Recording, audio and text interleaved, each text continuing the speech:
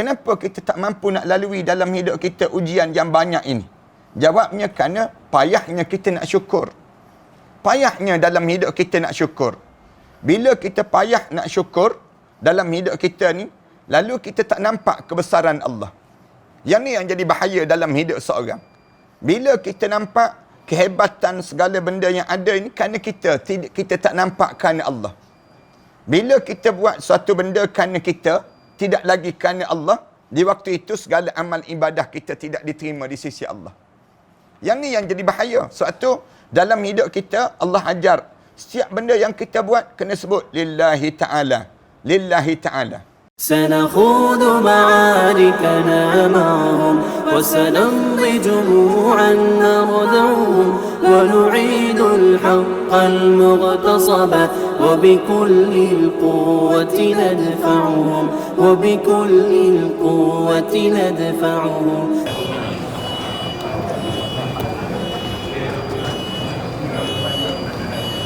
السلام عليكم ورحمة الله تعالى وبركاته. Alhamdulillah Rabbil Alamin. Wassalatu wassalamu ala ashrafil anbiya'i wal mursalin wa ala alihi wa sahbihi ajma'in. Subhanaka la ilma lana illa ma 'allamtana innaka antal alimul hakim. Rabbi shrah li sadri wa yassir li amri wahlul 'uqdatam min lisani yafqahu qawli. Rabbi yassir wa la tu'assir wa tammim bil khair. Qala Allah Ta'ala fi kitabil aziz ba'da a'udzu billahi minasyaitonir rajim. Bismillahirrahmanirrahim. Allahu waliyyul ladzina amanu yukhrijuhum minaz zulumati ilan nur. Wal ladzina kafaru awliya'uhumut taghut. Yukhrijunahum minan nur ilaz zulumat.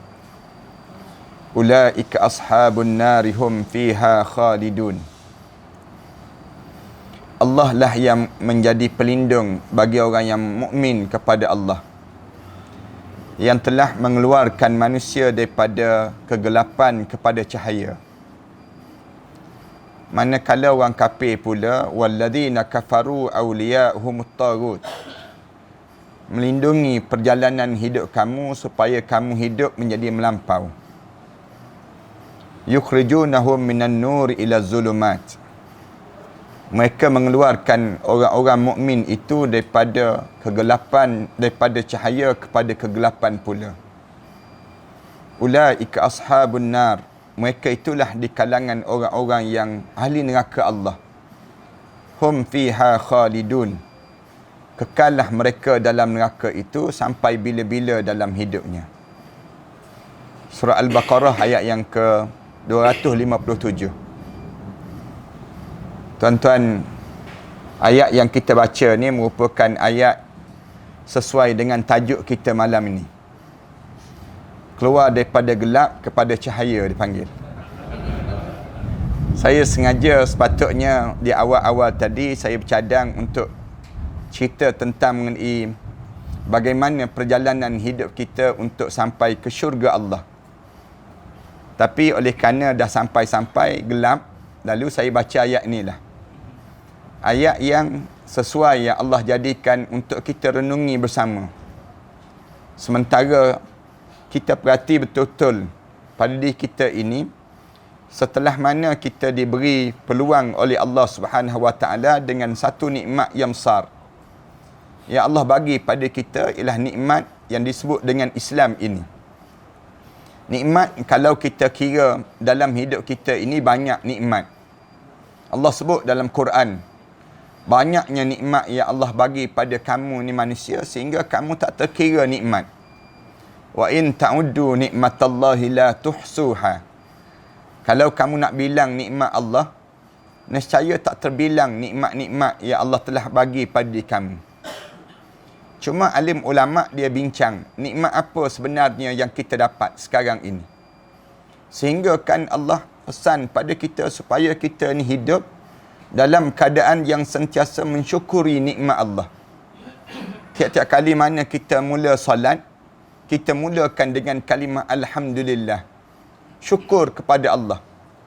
Kemudian waktu mana kita bangun daripada tidur, kalimah sama juga kita sebut Alhamdulillah.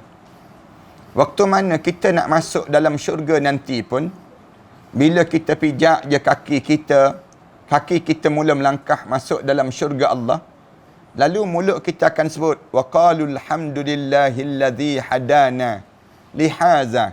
Segala puji bagi Allah kerana telah bagi nikmat ini. Nikmat, kemuncak nikmat dalam hidup dipanggil syurga Allah. Dalam hidup kita ini. Sementara kita nak dapat syurga Allah ini, lalu kita perlu perhati bagaimana kita nak dapat syurga Allah ini dengan kitanya sentiasa mensyukuri nikmat Allah. Dalam hidup kita ni payah di kalangan kita ni nak bersyukur. Ramai di kalangan kita ni, mulut kita sebut nasib baik dia panggil. Nasib baik ramai di kalangan kita boleh sebut. Nasib baik tak kena saman lagi. Nasib baik ada pomen. Nasib baik ada yang kita ni sebut nasib baik je banyak. Kita nak sebut Alhamdulillah payah pada kita.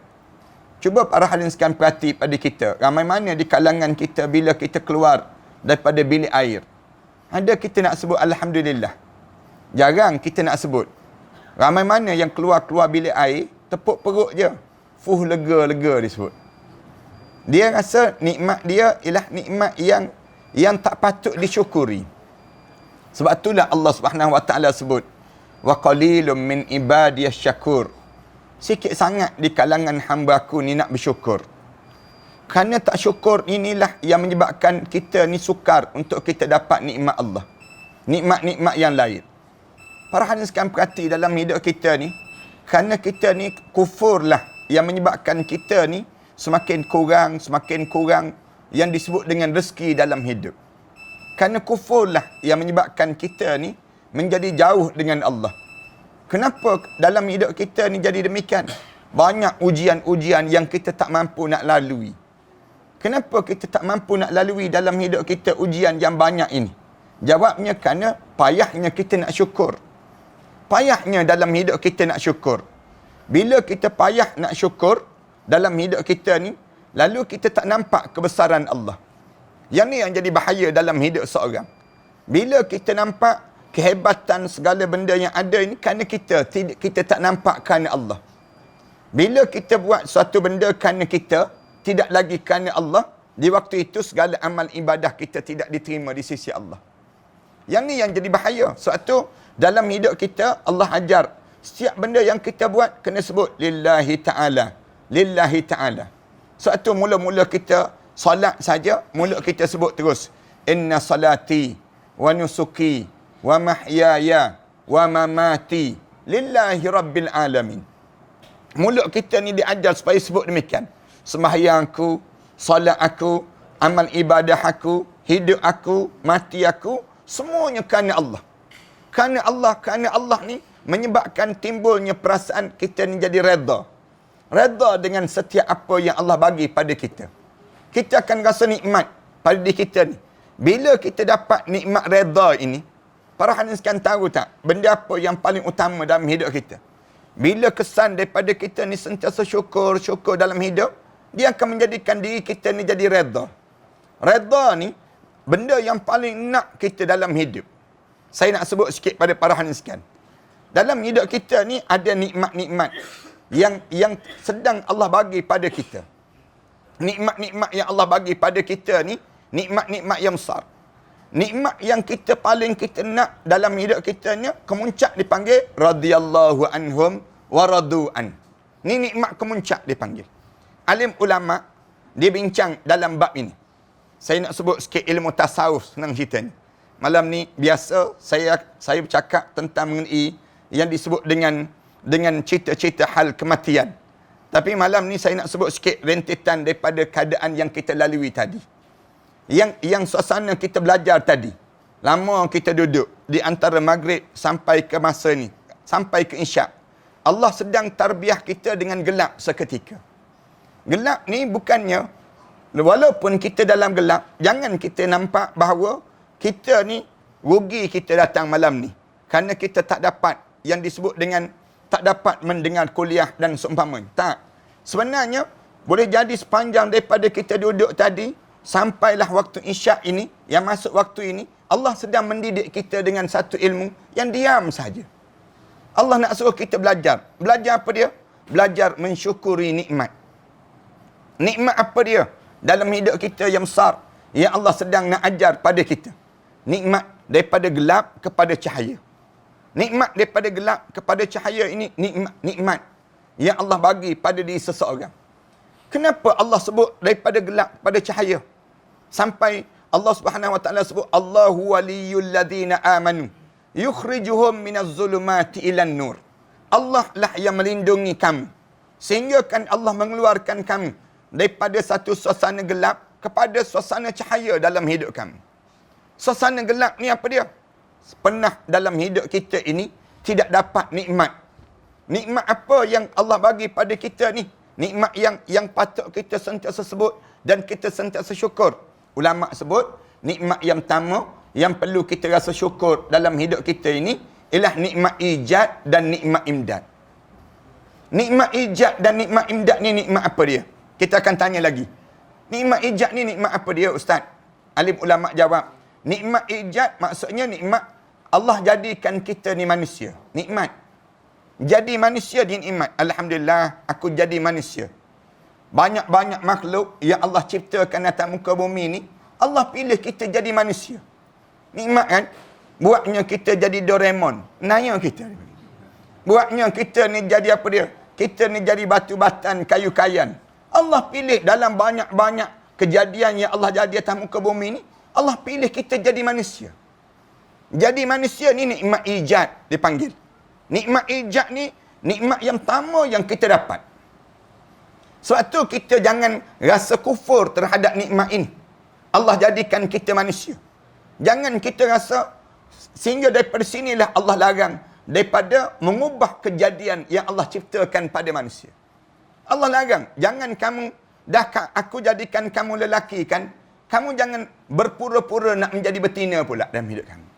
Bila kamu dah jadi perempuan kan, jangan pura-pura nak jadi jantan pula dalam hidup kamu.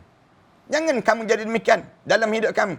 Bila aku dah jadikan kamu ni manusia, hei manusia, kamu kena rasa syukur. Aku jadikan kamu lelaki. Aku jadikan kamu perempuan. Bukan satu kemuliaan lelaki dan perempuan begitu saja, tidak. Aku jadikan dalam keadaan di kalangan kamu, lelaki ke perempuan ke kamu, Allah tak pandang pada lelaki ke perempuan kamu. Tapi yang Allah pandang apa dia? Inna akramakum indallahi atqakum. Orang yang paling mulia di kalangan kamu, siapa yang paling bertakwa pada Allah. Lalu bila Allah jadikan kita nikmat ijad, nikmat yang pertama nikmat ijad, kita rasa syukur dalam hidup kita. Pensyarah saya dia pesan banyak kali, syukurlah dengan setiap apa yang Allah jadikan pada kita. Saya ingat lagi waktu mana saya belajar dahulu, pensyarah saya disebut, kalau kamu rasa kamu ni tak cantik, kamu ni tak lawa, Allah jadikan kamu ni tak sesado, dia panggil. Tak jadi cantik, handsome, kamu tak jadi model. Cuba kamu jarang-jarang sekali pergi ke zoo, tengok muka kamu ni. Kamu pergi ke zoo tu, kamu tengok mana cantik kamu dengan makhluk dalam zoo tersebut. Makhluk dalam zoo tu, Allah jadikan kamu. Kamu jauh lebih cantik daripada makhluk dalam zoo tersebut. Makhluk dalam zoo tu sendirinya, nak sebutnya sampai peringkat demikian, Allah jadikan dia. Allah jadikan mereka demikian. Manakala kamu, Allah jadikan nikmat ijad. Nikmat ijad ni nikmat yang kita kena rasa, alhamdulillah aku jadi manusia ya Allah. Kerana apa dia? Kerana Allah pilih, laqad khalaqnal insana fi ahsani taqwim. Sesungguhnya aku ciptakan manusia ni secantik-cantik kejadian yang Allah jadikan dalam hidup ini. Manakala makhluk-makhluk yang lain, Allah jadikan tujuan apa dia? Huwallazi khalaqalakum ma fil ardi jami'a. Manakala makhluk yang lain ni, semua aku jadikan untuk kamu, wahai manusia. Kamu makhluk yang ada diciptakan untuk kamu. Manakala kamu diciptakan untuk apa dia? Daripada sini, yang kita kena jadi rasa syukur dalam hidup kita. Kita bukan diciptakan untuk makhluk yang lain. Tapi kita diciptakan oleh Allah dengan tujuan untuk menjadi liya'budullah, untuk menjadi hamba kepada Allah. Ini cara Allah nak ajar dalam hidup kita. Nikmat yang pertama ni dipanggil nikmat ijad. Berserta dengan nikmat ijad, alim ulama sebut nikmat imdad. Nikmat imdad ni maksudnya apa dia? Nikmat Allah cukup lengkapkan perjalanan hidup kita. Allah jadikan semenjak dalam kandungan ibu lagi. Bila masuk saja benih seorang lelaki dalam rahim orang perempuan, Allah cantumkan di antara benih lelaki dan perempuan tadi yang namakan dengan sperma. Kemudian jadi zygote. Kemudian menjadi embrio. Kejadian yang Allah jadikan ini. Kemudian lepas pada sebut, Allah hantar malaikat. Malaikat fayunfakhu fihi ruh. Lalu ditiup ruh pada malaikat. Malaikat ni tiup ruh. Bila tiup saja ruh, wa yu'maru bi arba'i kalimat. Maka diarahkan terus untuk tulis tentang 4 perkara. Untuk kita hidup ni, wahai malaikat, kamu tulis terus. Ni nikmat yang disebut dengan nikmat imdad. Nikmat imdad ni apa dia? Tulis terus. Yang pertama tulis bikatbi rizki. Kamu tulis tentang rezeki orang yang nak hidup ni. Satu, Islam larang jangan makan rasuah. Islam larang jangan buat klaim palsu. Kerana apa dia? Allah dah tulis dah rezeki pada kita ni. Siap di kalangan kita ni, Allah larang jangan curi barang orang. Jangan ambil hak orang. Kerana apa dia? Semua Allah dah tulis dah untuk diri kamu. Kamu ni ada dah rezeki kamu. Tulis rezeki kamu banyak mana. Orang ni dapat beasiswa ke tidak. Orang ni berim dapat ke tak dapat, dia panggil. Orang ni dipanggil, tak dia dah berim, basah pula dia panggil. Nak sebutnya orang ni dalam hidup dia ni, bagaimana kerja dia. Tulis, wahai malaikat, bikatbi rizki. Yang kedua tulis, wa ajalih, ajal orang tersebut. Dia nak hidup kat mana, dia tinggal berapa lama, kemudian dia meninggal dunia bagaimana, tulis malaikat. Yang ketiga, tulis wa amalih, amalan orang tersebut. Dia kahwin dengan siapa, kemudian dia tinggal di mana, kemudian dia kerja apa dia, anak dia berapa orang, semua tulis wahai malaikat. Suatu Islam larang kita jangan tilik. Jangan terlibat dengan ilmu tilik.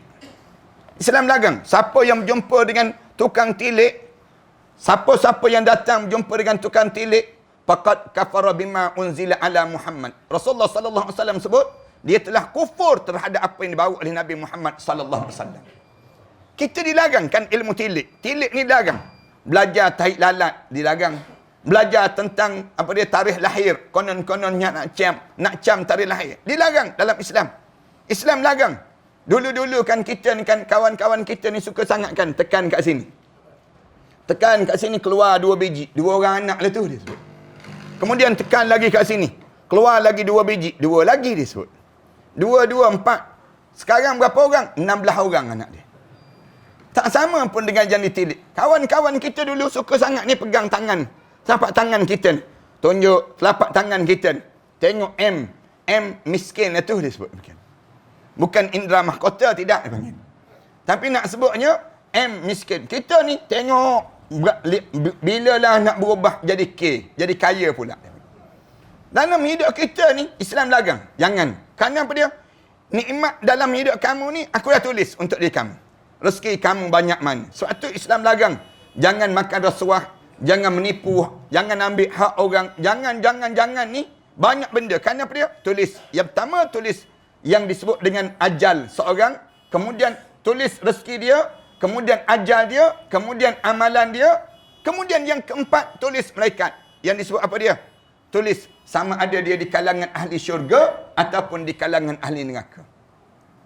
Ni dalam kandungan ibu.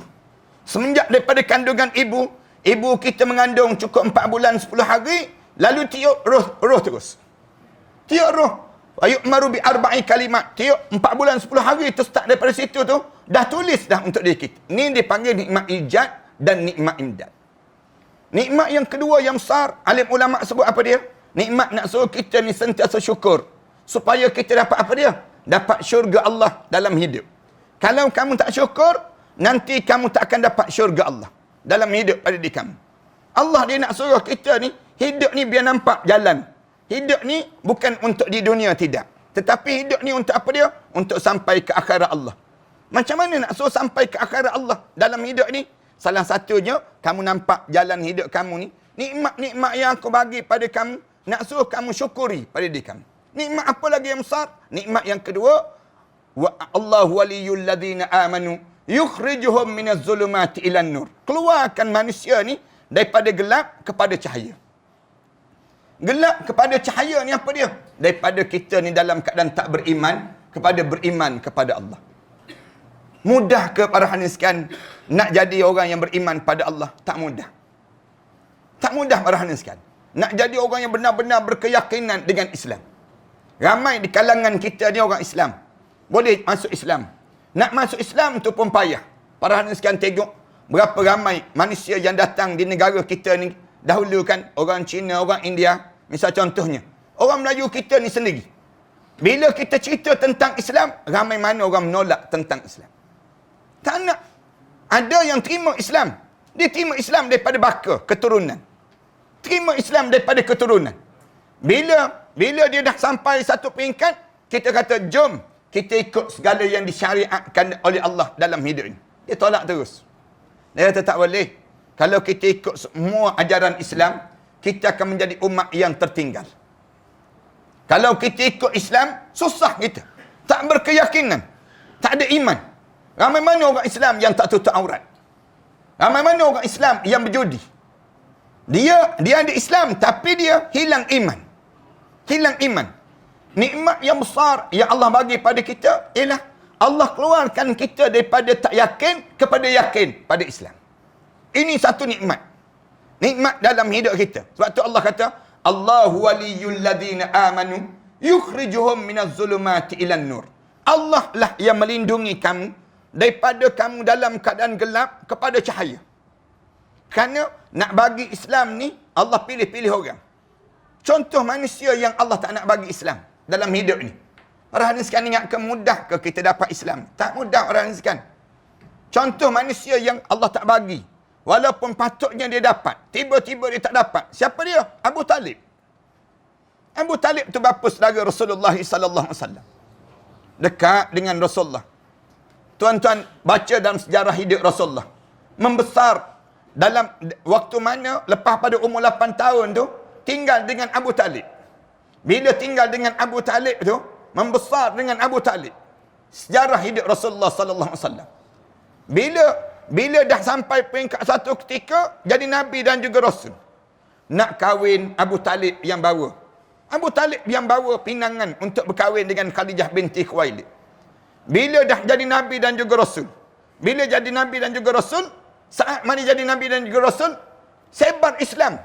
Abu Talib beriman, tak beriman. Orang kafir ni datang kacau. Kacau Rasulullah. Ganggu Rasulullah. Abu Talib sebut pada Abu Talib, bagi tahu pada anak saudara kamu tu, wahai Abu Talib, yang kalau dia bawa Islam ni, punca dia nak jadi pegang jawatan, kami akan lantik dia yang di Pertuan Agong. Kalau dia nak kepada perempuan cantik, kami buat yang disebut dengan pertandingan Ratu Cantik, kami pilih perempuan itu untuk diadakan pasangan hidup dia. Wahai Abu Talib, bagi tahu pada anak saudara kamu tu, kalau dia bawa Islam ni, semata-mata kerana apa dia? Kerana dia nak kepada harta benda yang banyak. Kami kumpulkan segala kekayaan di kota Mekah ini dan kami bagi pada dia apa yang dia nak tadi. Rasulullah jawab apa dia? Ya am, wahai pakcik. Rasulullah jawab pada Abu Talib, law wada'u syamsu fi yamini wal qamar fi yasari ala an utrika hadzal amr. Wahai pakcik, kalau mereka tu ada kekuatan, boleh ambil matahari, letak di tangan kanan saya. Ambil bulan, letak di tangan kiri saya. Dia boleh tunjukkan kuasa tersebut, kekuatan demikian, untuk saya tinggalkan semua yang diperintahkan oleh Allah ini. Sekali-kali saya tak akan tinggalkan, wahai pakcik. Sebut pada Abu Talib, saya tak akan tinggal sehingga Allah zahirkan kemenangan ataupun saya mati dalam keadaan membawa ajaran Islam ini sendiri. Tengok Rasulullah sebut. Pakcik dia tu dengar dah, bagi tahu balik pada orang kafir. Pakcik dia tu sendiri tak beriman pada Allah. Bila dekat nak meninggal dunia tu, Abu Talib tu, Rasulullah datang pujukkan Abu Talib. Pakcik, saya mengajar orang ramai dah masuk Islam. Yang masuk Islam ni, sehinggakan isteri pakcik sendiri masuk Islam. Anak pakcik masuk Islam. Anak perempuan sulung pakcik Ummu Hani dah mengucap. Ali bin Abi Talib dah mengucap. Semua dah mengucap. Tinggal pakcik seorang lagi tak mengucap. Pakcik, sebut pakcik, asyhadu an la ilaha illallah wa anni Muhammad Rasulillah. Pakcik, tolong sebut, Tidak ada Tuhan melainkan Allah. Saya ni Muhammad ni Rasulullah. Sebut cik. Jeling kepala Abu Talib. Jeling kepala Abu Talib. Muhammad, aku tahu syurga tu betul. Neraka tu betul. Padang mahsyar tu betul. Azab kubur tu betul. Semua tu betul. Tapi Muhammad, biarlah aku seorang mati dalam keadaan tak beriman pun. Menangis teresak-esakkan Rasulullah. Pegang tangan Abu Talib ni. Pakcik, jangan pakcik. Pujuk pakcik dia ni. Mengucap, aslam taslim. Kamu masuk Islam, kamu selamat. Pakcik mengucap je. Di saat nazak dah ni. Mengucap je pakcik. Angkat tangan doa pada Allah. Ya Allah, selamatkanlah pakcik aku ni ya Allah. Tolonglah ya Allah. Turun terus ayat Quran Karim. Tegur Rasulullah. Innaka la tahdi man ahbabta walakin Allah yahdi man yasha. Muhammad, kamu tak layak memberi hidayah pada siapa yang kamu sayang, tapi Allah lah yang pilih siapa yang Allah kehendaki. Maknanya apa dia? Islam ni Allah pilih orang. Tuan-tuan boleh datang ke masjid ni, tuan-tuan di antara orang terpilih. Tak mudah orang yang Allah bagi pada kita ni untuk nikmat sebegini. Tak mudah parahan sekali. Saya buat contoh yang mudah lah. Nikmat apa dia? Nikmat kita dapat majlis ilmu ni. Ramai mana orang kita tak boleh datang majlis ilmu sebegini. Kenapa tak boleh datang? Kenapa dia tak boleh datang? Dia tak tahu ke malam ni ada majlis ilmu? Dia tahu. Ramai mana orang tahu? Orang tanya pada dia, tu ramai-ramai datang ke masjid tu ada apa tu? Ada ceramah. Ceramah apa? Ceramah mati dah tu. Misal contohnya, ustaz mana yang datang? Tu ustaz daripada Kuala Lumpur. Yang datang cerita tentang mengenai mati. Habis tu kamu tak datang ke? Tak. Kenapa tak datang? Saya tak nak mati lagi, dia jawab. Saya lambat lagi nak mati. Ni contoh orang kan. Nak sebutnya, ramai mana di kalangan kita kata, jom kita pergi masjid dengar kuliah. Malam ni ada ceramah. Alah, malam ni tak boleh lah. Malam ni ada rumah terbuka lah. Malam ni, dia jawab. Jawapan tu sentiasa ada. Hidup kita ni kan. Nak sebutnya, orang ajak, jom kita baca Quran. Alah, tak boleh lah. Saya kalau baca Quran je, mesti menguap. Mesti menguap. Saya baca Quran, habis orang ajak, jom kita pergi karaoke. Boleh pun. Boleh terus dia. Nak sebutnya apa dia? Hidayah ni milik pemilik dia ialah Allah. Kita nak buat contoh yang mudah kita ni lah. Para hadirin sekalian perhati betul-betul. Siapa di kalangan kita ni berani kata, tak penting bangun tahajud malam? Bangun tahajud malam ni, kalau kita tanya penting tak penting? Penting. Bila penting? Bila kita seorang-seorang dalam kubur sekejap lagi. Bila masuk dalam kubur, tak adalah benda yang paling utama kita nak, ialah daripada tahajud yang kita bangun sewaktu mana kita hidup dahulu. Masuk dalam kubur tu, lepas pada sesi soal jawab je. Tanya, ma rabbuka wa ma nabiyuka wa ma dinuka. Habis je tersebut. Berubah terus kubur kita ni. Lapang terus kubur kita ni. Dalam hadis Rasulullah ceritakan, kubur ni berubah menjadi warna hijau yang cantik. Kemudian bawang kubur kita ni luas menjadi luas. Seluas mana? Seluas 70 hasta luasnya. Kemudian berubah menjadi warna hijau yang cantik. Bercahaya. Kita tanya malaikat, malaikat, ni datang daripada mana ni malaikat? Datang daripada mana yang hijau cantik sangat ni malaikat? Malaikat jawab, ini datang daripada tahajud yang kamu bangun sewaktu mana kamu hidup di atas dunia dah. Kita pun syukur, alhamdulillah aku bangun tahajud. Maknanya kita ni tahu tahajud ni penting. Tapi cuba kita tanya di kalangan kita. Kamu sebut penting kan bangun tahajud? Ya, penting. Bangun tak semalam? Kita tanya balik. Oh, tak bangun ustaz. Habis tu yang kamu kata penting-penting tu, ialah saya kata pada orang je, saya sendiri tak bangun. Kenapa tak bangun? Kita jawab. Kenapa tak bangun? Kita tanya balik, kenapa tak bangun? Dia jawab, susah nak bangun ustaz. Kenapa susah? Saya makan sebelum tidur. Makan kekenyangan sebelum tidur. Bila kenyang, saya tak boleh bangun. Kita jawab balik, kalau begitu, jangan makan sebelum tidur. Dia pun jawab balik, tak makan pun tak bangun ustaz. Dia jawab.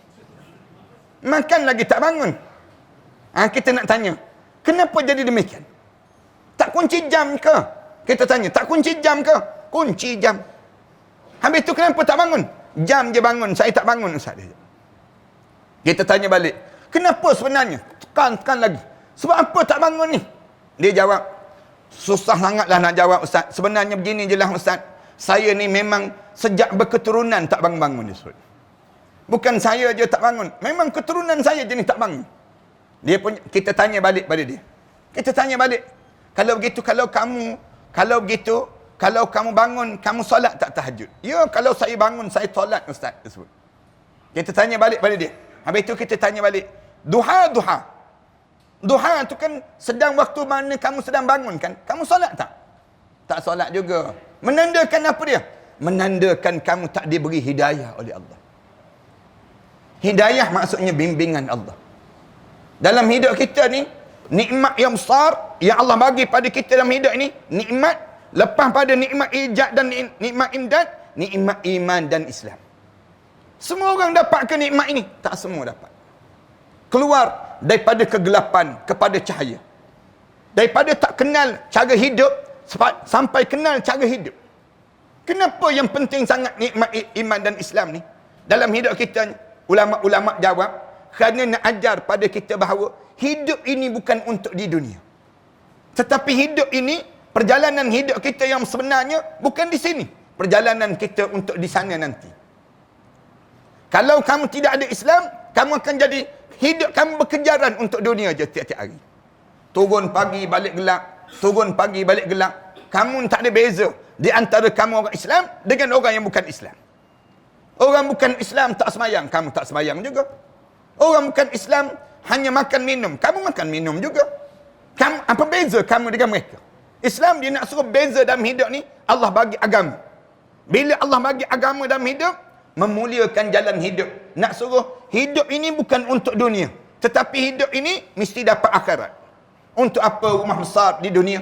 Bila kita rumah besar, harta benda banyak, jawatan kita hebat, kemudian pengaruh kita ramai, bila mati masuk kubur, masuk neraka terus kita. Apa manfaat dalam hidup kita demikian? Lalu datang Islam. Ni nikmat dipanggil. Nikmat ni, nikmat yang patut kita syukuri dalam hidup. Sebab tu kita sentiasa sebut, Alhamdulillah, Alhamdulillah. Kenapa dia? Yukhrijuhum minaz zulumati ilan nur. Allah keluarkan kita daripada gelapnya hidup kepada cahayanya dalam hidup kita untuk nampak perjalanan hidup aku mesti dapat syurga Allah Subhanahu Wa Taala. Mesti di bibir kita lah.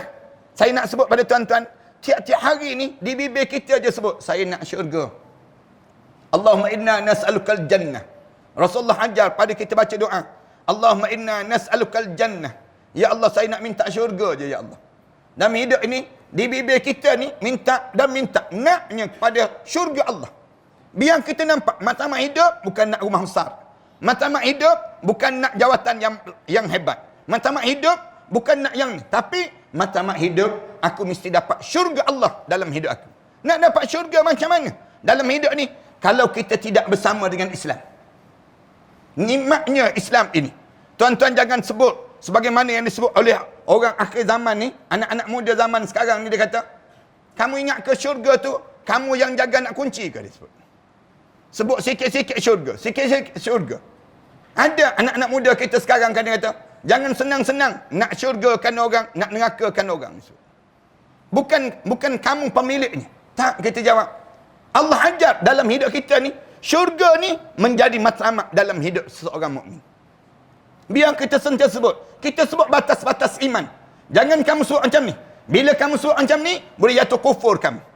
Jangan ada di kalangan kita yang akhir-akhir ni, puak-puak liberal ni dia sebut, syurga ni bukan milik orang Islam saja. Syurga ni milik orang kafir sama, dia sebut. Ini ada dah budaya ni yang datang. Dia di kalangan kita ni, ada dah di kalangan kita. Jangan ingat orang Islam je boleh masuk syurga, dia sebut. Tetapi orang kafir pun boleh masuk syurga juga. La haula wala quwwata illa billah. Kita sebut orang kafir, sebut nama kafir tu, Allah Subhanahu Wa Taala sebut ulaika ashabun nar. Mereka di kalangan ahli neraka Allah Subhanahu Wa Taala. Allah sebut terus. Allah waliyul ladzina amanu yukhrijuhum minaz zulumati ilan nur. Wal ladzina kafaru, adapun orang kafir, yukhrijunahum minan nur ila zulumat. Dia mengeluarkan kamu daripada satu suasana yang cegah, cara hidup Islam, cara yang baik, minan nur ila zulumat, daripada cahaya kepada kegelapan dalam hidup. Sebab tu saya nak sebut pada jemaah sekalian, Bila kita dapat Islam ni, jangan ambil Islam separuh dan kufur Islam separuh yang lain. Jangan kita ingat Islam ni dalam bab semayang je.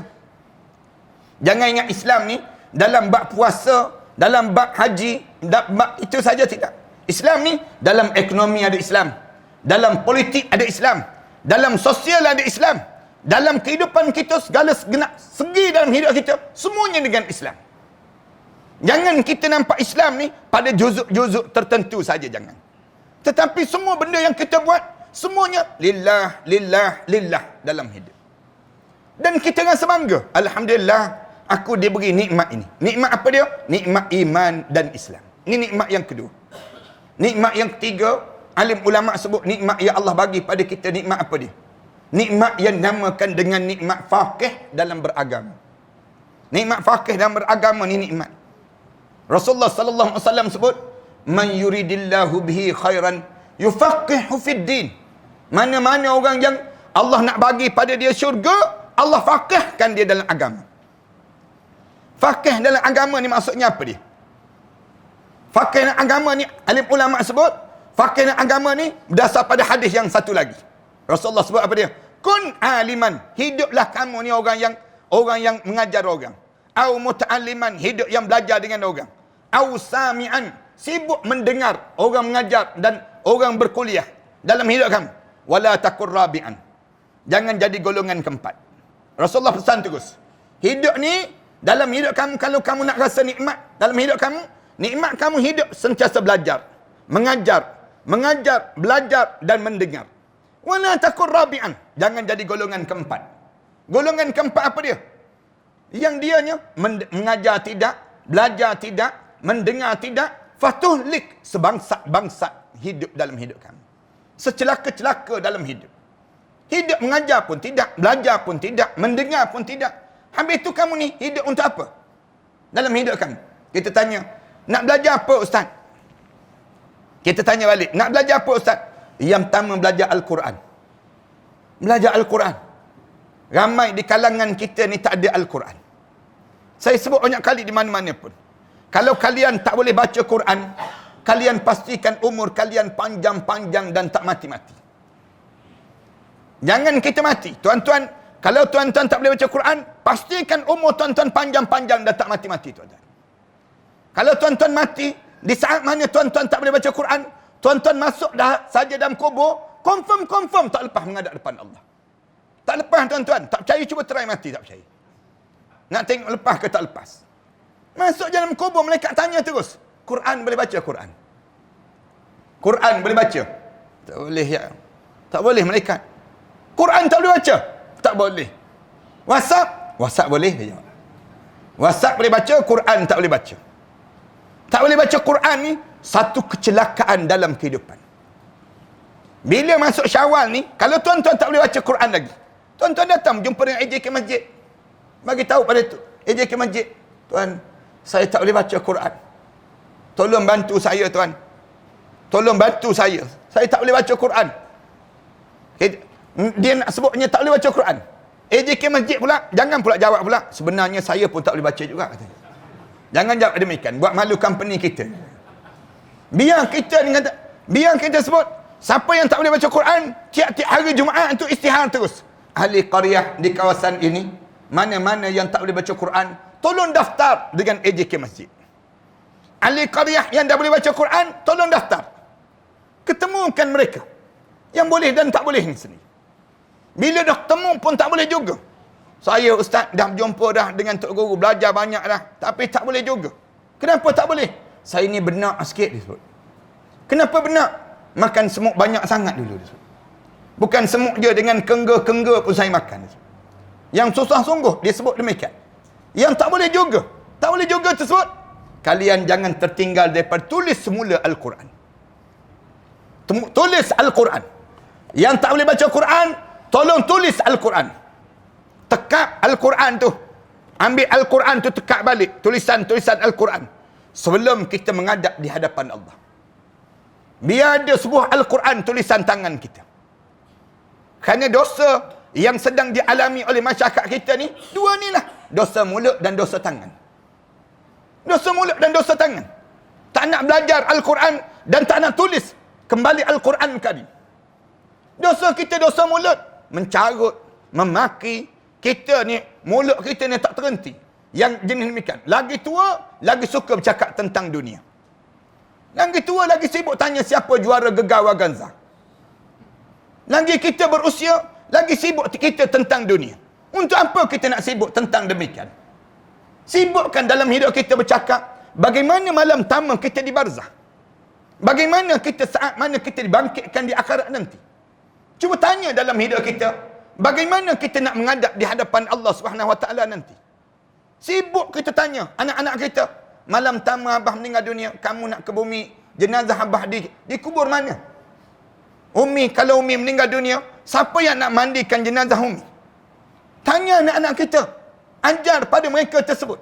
Maknanya sibukkan kita ni dengan urusan demikian. Beli kain-kain kapan, mula baring atas kain kapan, duduk pakaikan kain kapan. Kenapa pakai kain kapan ini? Nak bagi tahu pakaian inilah pakaian yang kita akan pakai di hari pertama kita menyambut hari raya, saat mana kita di barzah nanti. Ini nak sebut gambaran pada keluarga kita. Mulut kita ni tak boleh nak jaga. Orang kita ni dah lah tak boleh jaga mulut. Punca apa tak boleh jaga mulut? Kerana tak baca Quran lah. Kalau dia baca Quran, mana mungkin dia nak mencarut di mulut dia. Kan ni ada istilah baru ni kan, istilah yang disebarkan. Hodoh sungguh istilah yang digunakan. Kita nak sebut apa malu. Nak sebut istilah jantan dengan jantan ni kan. Istilah yang digunakan. Nak sebut kita pun rasa segan. Mulut lah tu tak baca Al-Quran. Yang ni tak baca Al-Quran kali. Manakala yang mulut satu, penyakit yang kedua, jari menaip. Tulisan-tulisan. Ramai mana orang putus hubungan kekeluargaan. Punca jari-jari yang kotor di kalangan mereka. Jari-jari kita ni, berapa orang di kalangan kita yang setiap hari salin Al-Quran kan. Kita banyak copy paste apa dia? Kita banyak copy paste tulisan-tulisan orang. Ada pun kita nak salin balik tulisan Allah, kata-kata kalimat Allah dalam hidup kita, ada kita nak salin. Biar ada sebuah Al-Quran, tulisan tangan kita, sebelum mana kita menghadap di hadapan Allah. Tak ada. Ramai mana di kalangan kita tak dapat nikmat ini. Nikmat ini, bila kita dapat nikmat, yang ketiga, nikmat faqih dalam agama. Belajar apa dia? Al-Quran. Belajar Al-Quran, kalau ditanya lagi pada saya, belajar apa Ustaz Al-Quran? Tak sempat dah nak habiskan 30 juzuk Al-Quran. Ulama-ulama jawab, kalau tak mampu 30 juzuk Al-Quran, orang lelaki 2 surah sebelum daripada dia menghadap depan Allah. 2 surah ni dia kena belajar dalam hidup seorang lelaki. Siapa? Apa dia? Surah yang pertama surah Al-Baqarah dan surah yang kedua surah Al-Imran. Tuan-tuan kena datang cari seorang ustaz, malam-malam duduk saja belajar start daripada Alif Lam Mim sampai amana rasulu bima unzila ilaihi min rabbih wal mu'minun kullun amana billah. Baca tersebut, tafsir satu-satu. 2 surah ni wajib orang lelaki belajar. Katanya Sayyidina Umar Al-Khattab radhiyallahu anhu. Manakala orang perempuan, ajarilah orang perempuan di kalangan kami dengan 3 surah sebelum daripada dia menghadap depan Allah. 3 surah ni orang perempuan kena belajar. Surah apa dia? Yang pertama belajar surah An-Nisa. Surah perempuan. Surah yang cerita tentang bagaimana kehidupan orang perempuan yang sewajarnya ada dalam hidupnya. Yang pertama surah An-Nisa. Yang kedua surah An-Nur. Disebut dalam Al-Quran, dalam kata-kata Sayyidina Umar, ajarilah di kalangan orang perempuan kamu tentang surah An-Nur. Kerana dalam surah An-Nur mengajar terlampau banyak bagaimana nak bermuamalah dalam kehidupan ini. Dalam surah An-Nur ini cerita tentang bagaimana hadisul ifki. Hadisul ifki, peristiwa gosip-gosip liar yang disebarkan di kalangan orang perempuan di kota Madinah Al-Munawwarah di saat mana dituduh Sayyidatina Aisyah radhiyallahu anha berzina dengan Safwan bin Mu'attal itu. Belajar tentang surah An-Nisa, surah An-Nur. Dan yang ketiga, orang perempuan belajar surah yang disebut dengan surah Al-Ahzab. 3 surah ni menjadi surah yang menjadi wajib bagi orang perempuan sebelum daripada menghadap depan Allah Subhanahu Wa Taala. Ini alim ulama sebut demikian. Nak suruh apa dia? Pahami ilmu. Bila kamu dapat, lepas mana kamu dapat Al-Quran, kamu ambil hadis Rasulullah sallallahu alaihi wasallam. Kerana hadis ni menerangkan Al-Quran. Saya sentiasa sebut, jangan hidup kita ni terperangkap dengan manusia yang akhir zaman ini. Sibuk benda-benda sikit hadis, benda-benda sikit hadis. Dia tak sibuk tanya bagaimana Al-Quran. Ni pun penyakit. Bila orang kita ni sibuk saja dalam bab yang disebut dengan hadis. Satu ketika dahulu orang kita kata, terima je Al-Quran, hadis kita ketepikan dahulu. Ni satu puak.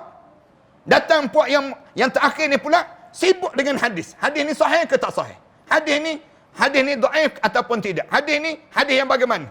Manakala Al-Quran dia tak faham-faham langsung.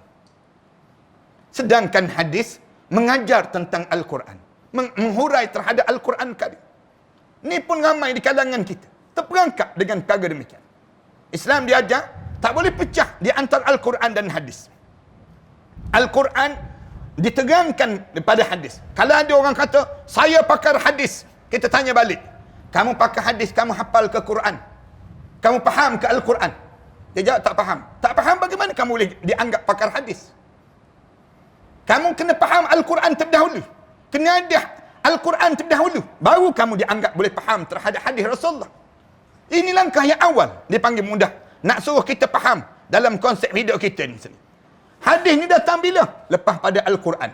Bila kita belajar Al-Quran, faham Al-Quran, kemudian ulama-ulama sebut disambung dengan hadis Rasulullah sallallahu alaihi wasallam. Bila habis hadis Rasulullah, belajar tentang sirah Rasulullah sallallahu alaihi wasallam. Ini nikmat faqih dalam beragama. Dan nikmat yang keempat yang besar yang Allah bagi pada kita ialah nikmat yang mesti kita dapat dalam hidup, ikhlas dalam beragama.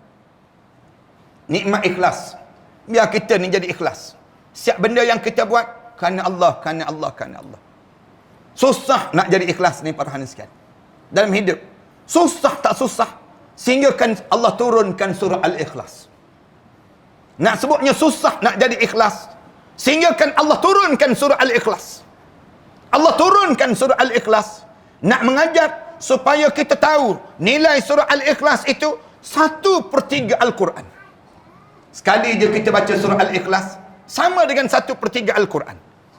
3 kali kita baca surah Al-Ikhlas, sama dengan sebuah Al-Quran. Tuan-tuan nak tahu susah tak susah Al-Ikhlas ni? Cuba tuan-tuan tanya di kalangan kita, siapa yang dah baca surah Al-Ikhlas 3 kali pada hari ini? Tiap-tiap hari dia dah boleh baca 3 kali surah Al-Ikhlas. Kita kata tolong angkat tangan. Mesti ramai tak boleh angkat tangan. Baik, tak payah suruh angkat tangan. Kalau suruh angkat tangan pun tak terangkat tangan kita. Kenapa? Itulah nilai ikhlas kita. Dalam hidup kita ni, dalam buat amalan, mudahkah kita nak jadi ikhlas? Susah. Tambah dalam dunia kebendaan ini sendiri. Dunia materialistik. Nak jadi ikhlas, menjadi payah. Lalu, setiap benda yang kita buat, mesti kita sebut, lillahi ta'ala, lillahi ta'ala, lillahi ta'ala. Ikhlas dipanggil demikian.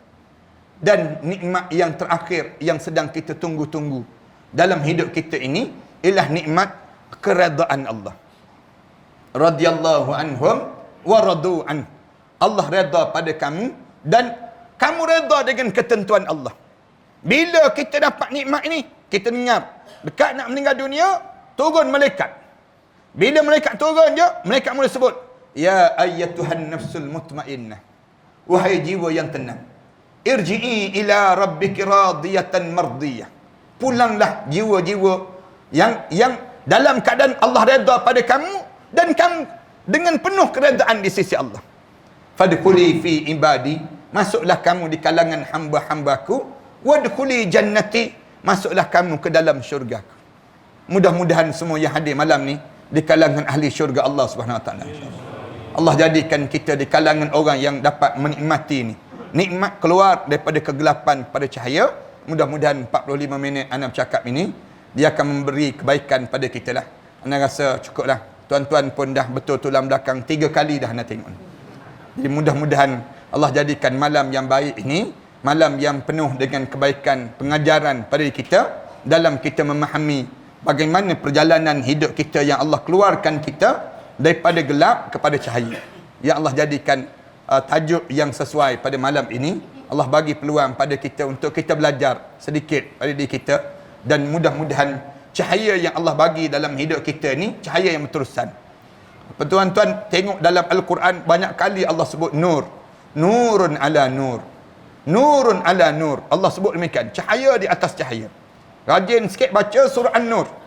Baca surah An-Nur. Allahu waliyul ladina amanu yukhrijuhum minaz zulumati ilan nur ni. Kemudian kita baca dalam surah An-Nur. Allahu nurus samawati wal ard. Masalu nurihi kamishkatin fiha misbah. Allah sebut tentang cahaya. Ini Allah sebut cahaya tu macam malam yang gelap, kemudian ada pelita. Kemudian keluar daripada pelita itu cahaya-cahaya yang indah. Daripada cahaya itu berkembang dan cantik lagi. Apa benda cahaya ni? Ulama-ulama bincang panjang. Nurun ala nur. Yahdillahu li nurihi man yasha. Allah mula sebut, Allah bagi cahaya pada siapa yang Allah kehendaki ini sendiri. Terima kasih di atas kesempatan yang baik ini. Anda tak bercadang nak cerita panjang lagi pada masa yang baik ini tuan-tuan. Mudah-mudahan Allah jadikan kebaikan pada pertemuan kita ini dan kita sentiasa berdoa pada Allah kita masuk di kalangan orang yang sentiasa diberi cahaya oleh Allah. Berterusan sehingga kan tersenyum indah kita saat mana kita menghadap di hadapan Allah kerana cahaya agama yang sedang masuk dalam keadaan kita ini dan kita menerima dengan cara yang baik. Dan Imam Syafi'i pun sebut cahaya Allah ni la yuhda li'asi. Cahaya Allah tidak akan diberi pada mereka yang buat maksiat pada Allah SWT. Lalu kita jaga diri kita ni, jangan buat benda yang dilarang oleh Allah, dan pastikan kita ni sentiasa berterusan dalam mentaati perintah Allah. Mudah-mudahan demikian insya-Allah. Aku lu qali hadza astaghfirullah li wa lakum. Assalamualaikum warahmatullahi taala wabarakatuh. Tuan-tuan, kitab yang saya pernah sebut ada tuan-tuan sebelum daripada ni, persiapan menjelang kematian ni. Dalam ni saya rasa saya pernah sebut juga tentang satu doa yang Rasulullah ajar pada kitanya. Rasulullah suruh kita baca sebelum daripada kita dekat nak meninggal dunia. Bila saya dah baca ke belum kat sini? Tak pernah baca lagi ke? Doa ni. Doa dalam pada muka surat 47 dalam kitab ni nya, di mana Rasulullah cerita pada Abu Hurairah, nak tak kalau sekiranya aku ajar pada kamu satu doa yang bila kamu dekat nak meninggal dunia, kamu baca doa ni. Bila kamu baca doa ni sekali je, kemudian lepas pada itu kamu meninggal dunia, lepas pada sebut tempat kamu dalam syurga Allah, dan Allah haramkan jasad kamu dihumban ke dalam neraka Allah. Lalu Abu Hurairah sebut, apa dia ya Rasulullah? Rasulullah pun ajar. Abu Hurairah ajar pada sahabat-sahabat yang lain sampai pada guru saya dekat Mesir. Waktu mana saya belajar dekat Mesir dahulu, guru saya dia sebut, kamu baca aku baca kamu ikut. Lalu kami pun ikut. Guru saya baca, kemudian kami ikut. Habis je baca dia sebut, saya ijazahkanlah doa ini pada kamu semua. Lalu kami jawab, kami terimalah doa ini. Tuan-tuan, malam ni saya nak ijazahkan juga doa ini. Saya baca, tuan-tuan ikut doa ini. Mudah-mudahan balik nanti tuan-tuan ajar pada keluarga masing-masing pula. Doa ini mudah-mudahan semua di kalangan kita ni, di kalangan ahli syurga Allah SWT, insya-Allah. Saya baca, tuan-tuan baca, ikut doa ni. La ilaha illallah. Hujung nanti saya akan sebut, saya ijazahkan doa ini, kemudian tuan-tuan jawab, kami terimalah doa ini, insya-Allah ya. La ilaha illallah. Yuhyi wa yumit. Wa huwa hayyun la yamut.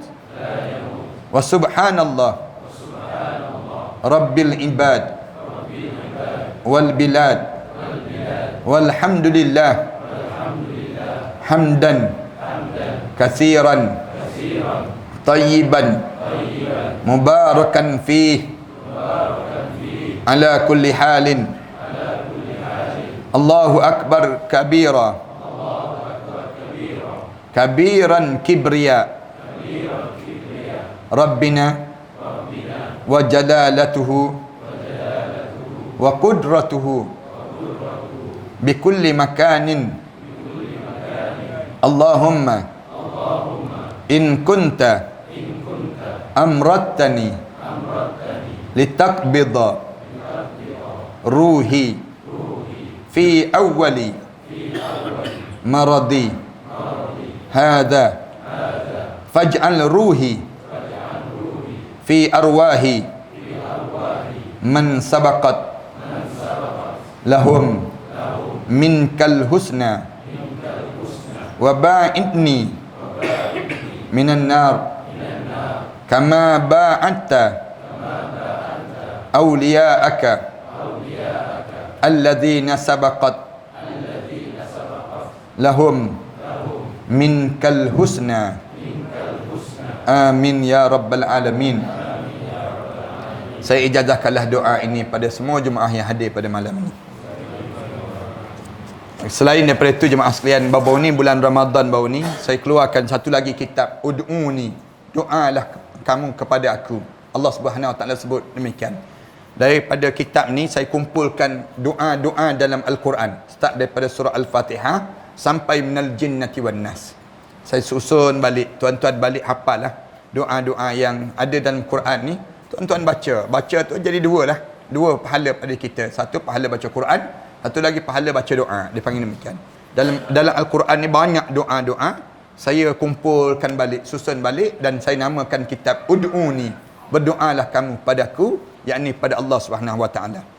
Saya karang kitab ni kerana saya bangunkan sekolah tahfiz. Tuan-tuan pun tahu, saya bangunkan di Jerantuk Pahang ni, di sekolah tahfiz saya. Kemudian di Kelantan, kemudian saya bangunkan di Shah Alam, kemudian saya bangunkan di Pulau Langkawi, dan satu lagi saya nak bangunkan di Terengganu pula, insya-Allah. Ni ada tapak yang telah diberi, tanah yang diwakafkan sebanyak lebih kurang 8 ekar tanah tersebut. Saya nak bangunkan di Terengganu ni. Satu lagi saya sudah bangunkan di Selatan Thailand. Selatan Thailand tu saya bangunkan mereka tu macam mana cara mereka yang asalnya pelajar 22 orang je, anak-anak yatim piatu. Sekarang ada lebih kurang 500 lebih pelajar. Tiap-tiap bulan saya hantar lebih kurang 30,000, 40,000 sebulan bagi membiayai mereka tersebut. Macam mana cara saya buat? Saya suruh mereka bela lebah. Lebah tersebut hasilkan madu. Madu tu mereka letak depan mereka, mereka bangun tahajud malam-malam, mereka sujud doa pada Allah, dan madu tu mereka hantar ke Shah Alam. Saya gunakan untuk perubatan Islam. Orang yang kena sihir, saya kata minum air madu. Minum air madu tu muntah, keluar benda yang pelik-pelik tu badan. Ada yang kena kencing manis teruk, dia minum madu, dia campur dengan minyak zaitun dan minyak habatus sauda, turun kadar gula dalam darah dia. Saya pernah kena batu karang sekali lepas pada bulan Ramadan. Saya minum air madu, keluar batu karang tersebut. Itulah dalam hadis Rasulullah sebut, alaikum bil asal, biasakan hidup kamu dengan makan madu, kata Rasulullah. Makan madu ni satu amalan yang diajar supaya kita lakukan dalam hidup kita ni. Cuma orang kita tak biasa, dipanggil demikian. Orang kita ni biasa minum air teh, minum air Milo dan sebagainya. Jarang kita nak minum air madu. Rasulullah sebut, kalau kalian ingin rasa nikmatnya air dalam syurga Allah di dunia ini lagi, minumlah air madu yang disejukkan, kata Rasulullah. Kita buat amalan lah, ambil madu tu campur dengan air suam, letak dalam peti ais. Dah sejuk dah air tersebut, hidangkan pada keluarga masing-masing. Minum air tersebut. Nikmat Allah sajalah yang tahu. Rasulullah sebut, siapa yang minum air madu yang disejukkan di dunia ini lagi, bagaikan dia minum air dalam syurga Allah Subhanahu Wa Taala. Nikmatnya air madu ni. Satu nikmat yang Allah kurniakan pada kita dah. Saya bangunkan demikian. Dan yang terakhir, ada di kalangan masyarakat kita ni, dia kuat sangat terlibat dengan saka, dia panggil. Saka ni biasa orang perempuan dia kena, dia mimpi air yang banyak, dia menyusu bayi, dia mimpi rumah-rumah lama. Kadang-kadang kita sendiri, orang lelaki ni, bunyi gigi, tidur malam tu bunyi kak gigi kita. Kadang-kadang kita rasa sakit belakang. Kadang-kadang kita ni kena gangguan banyak sangat, badan kita bang busuk. Kadang-kadang suara kita ni pun bunyi parau, pelik je suara kita ni sendiri. Ni gangguan saka dia panggil. Gangguan saka ni masalah. Kalau gangguan pusaka tak masalah langsung. Gangguan saka ni ramai yang kena. Orang Melayu kita ni ramai sangat yang kena gangguan saka. Macam mana cara saya buat? Saya campur minyak zaitun, minyak habatus sauda dalam bentuk krim. Saya buatkan keluar produk begini lah. Tuan-tuan sapu kat belakang, tuan-tuan sapu dekat sendi-sendi kita malam-malam. Cuma jangan sapu pada anak-anak yang bawah 12 tahun saja. Dia rasa panas sikit. Rasa kuat sikit dia tu. Saya sendirinya buat amalan. Ada sahabat-sahabat yang kena kencing manis teruk, dia ambil minyak ni, dia sapu dekat pankreas dia sebelah kanan. Sapu dekat bawah pada pusat dia sebelah kanan tersebut. Dan mula lama-lama dia bergerak balik, aktif balik. Yang mudah-mudahan Allah jadikan pemulihan dengan cara demikian. Ada beberapa amalan-amalan lah yang sebaiknya untuk kita kerjakan. Dan saya jadikan dengan tujuan yang sedemikian rupa lah. Yang akhir sekali, saya bercadang nak pergi buat haji tahun ni, tuan-tuan. Kalau tuan-tuan rasa nak pergi buat haji, duit ada dan sebagainya, nak buat haji furada. Bolehlah bersama dengan saya di hujung dekat-dekat nak buat haji tersebut. Nak pergi kejap je dalam 25 hari begitu je. Kalau tuan-tuan rasa nak pergi buat haji furada ni, boleh daftarlah sekarang. Sekarang kami buka ruang untuk nak bersama tu sendiri insya-Allah. Bismillahirrahmanirrahim. Alhamdulillahirabbil alamin. Wassalatu wassalamu ala asyrafil anbiya'i wal mursalin wa ala alihi wa sahbihi ajma'in. Allahumma ighfir dhunubana wa liwalidina warhamhuma kama rabbayana shaghira wa li jami'il muslimina wal muslimat wal mu'minina wal mu'minat al ahya'i minhum wal amwat. Allahumma taqabbal minna salatana tammah waghfir lana dhunubana ammah wa la tu'azzibna yawmal qiyamah innaka la tukhliful mi'ad. اللهم ارحمنا فإنك بنا راهم ولا تعذبنا فإنك علينا قادر والتف بنا يا الله إنك أنت اللطيف الخبير. ربنا اجعلنا مقيم الصلاة ومن ذريتنا ربنا وتقبل دعاء. ربنا هب لنا من أزواجنا وذرياتنا قرة أعين واجعلنا للمتقين إماما. ربنا آتنا في الدنيا حسنة وفي الآخرة حسنة وقنا عذاب النار. Sallallahu ala Muhammadin wa ala alihi wa sahbihi wasallam. Alhamdulillahi rabbil alamin. La ilaha illallah Muhammadun Rasulullah alayhi salatullah wa alihi wal ahibba